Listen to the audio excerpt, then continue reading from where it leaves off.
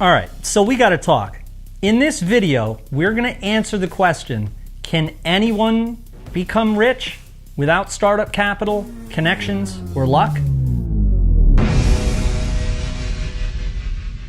One of the most cringiest things I've ever experienced and continue to experience is to talk with people who believe that being successful requires crazy connections or being incredibly lucky. It drives me crazy because there are ongoing routines and activities that successful people do or have done that struggling people do not do. And making connections with investors, for example, usually happens after you've already proven yourself.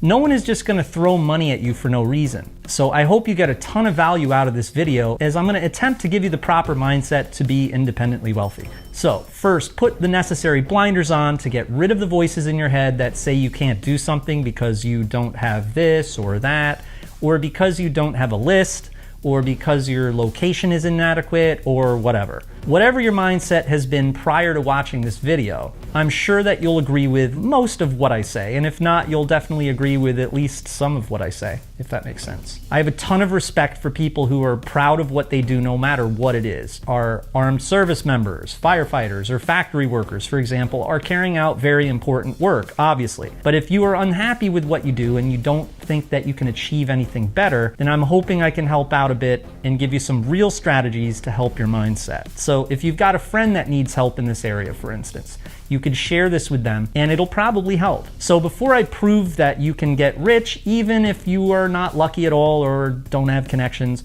right off the bat, know that there is a good reason for this video. There's no reason why after 10 years of doing something that you don't like, you can't change things up. You may have provided incredible value to your 9-to-5, and that's awesome, but now you want to utilize your leadership skills, build your own company, and produce something that will better mankind. So a little bit about why you should listen to me. Well, I myself dropped out of high school in the 9th grade, so I didn't take the SATs or pursue college. I did get my high school diploma though, but it was through homeschooling. It was a pretty boring story. I did study the drums for a year. Fast forward a bit, did I become a famous drummer who is making all of my money working in the music scene? No. For 6 years, I had been working in music stores, doing telemarketing stuff on commission, playing in bands, recording rappers, and other musical groups in my home studio. And then I decided to create a website to sell my hip-hop beats. You should realize at this point, I have no connections. My location had nothing to do with my success, and this is why. I was actually in New York City, which is a great location, right? But it was insanely competitive. I had the chance to meet famous people, but they did nothing for me. They didn't want to have anything to do with me. In fact, in this music store where I was working, I was selling some prominent musicians and celebrities their drum machines and gear. And for me to realize that this wasn't going to go anywhere, it didn't take a rocket scientist. So back then, there was no YouTube. I couldn't just look up instructional website creation videos or anything like that. But I did have a friend who could teach me. So I went over to his house with a pad and a pen, and he showed me how to use Adobe Go Live. It was only one session. I'll take a lie detector test, I promise. It wasn't like creating a web page was really hard to do. So I went home, built this website, and then I did some research on Google about where I could process payments. And then I found out about ClickBank and PayPal. I decided to sell my catalog of music that I had produced for $30, non-exclusively, copies of it. I kept on researching how to advertise it, and I read some training books that looked pretty scammy, to be honest with you. Work from home, stuff like that. Those books taught me about affiliate marketing. I didn't continue buying those types of books, but it opened my eyes to what is going on. So, long story short, I figured out how to use Google Ads. Finally started to get some sales, but I also put the business on ClickBank and acquired affiliates who would drive traffic for me in exchange for some of the profits. It's all done automatically on ClickBank. It's very easy. And so I started seeing more and more sales every day. In fact, this business model was basically a standalone company that would generate $200 to $300 a day in passive income for me with very little maintenance. Of course, I did the math and figured it would be great if I had 10, 20, or even 50 of these websites. I could maintain all of them easily, and they would bring in major passive income. So that's exactly what I did. I had the intuition that I didn't ever want to create something that would compete with a website I already made. So with every new creation, I made sure it was based on a slightly different idea.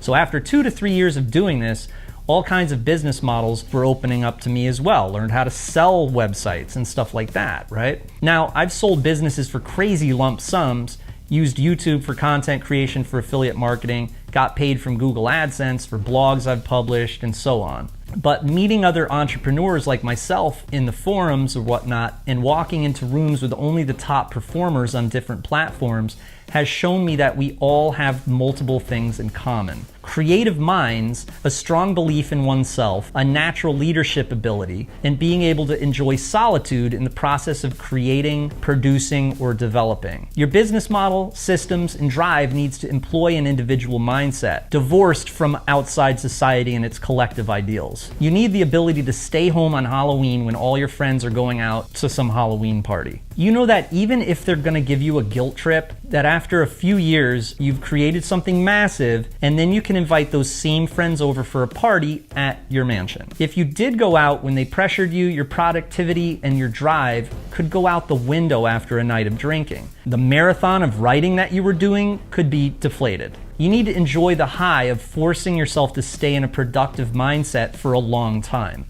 If you don't, the consequence of abandoning those 5 hours of work could cost you huge. All successful people seem to have this trait, or this ability to use both the right and the left sides of their brain in a healthy fusion, having a good grasp over both of the creative and analytical sides of their brain. Even for people who have already made it, they can get sick, divorced, go through hard times, and lose all of the money that they've made, but they just go through the steps again and get back on top over and over again. You can tell yourself till you're blue in the face that I am successful only because I have a list or I've got a YouTube channel, but how did I build that list? How did I build that channel and do so well without any email marketing whatsoever? How did I do so well in the first 5 years before YouTube even existed? Sure, plenty of rich people inherited everything from their parents, but we aren't all like that. If you're watching this video, that's probably not you. So you've got to be self-made. You've got to be creative and adopt an individual way of thinking. Maybe you have an idea for a game app,